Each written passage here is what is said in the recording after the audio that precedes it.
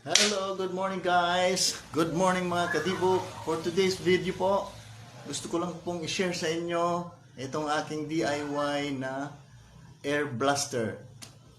Importante po ito lalong-lalo na sa mga tubeless na mahirap lagyan ng hangin yung mga goma, lalo na yung may mga clearance yung gulong sa mugs. Ito po ang kailangan natin para malagyan ng hangin po ang gulong. Ayan po, tingnan nyo po kung paano. Yan yung tangke, lalagyan nyo lang po siya ng hangin.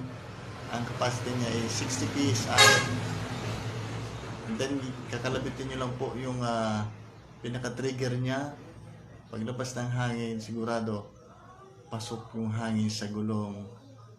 Walang kaligtas-ligtas, sigurado. At saka maraming salamat po sa share nito.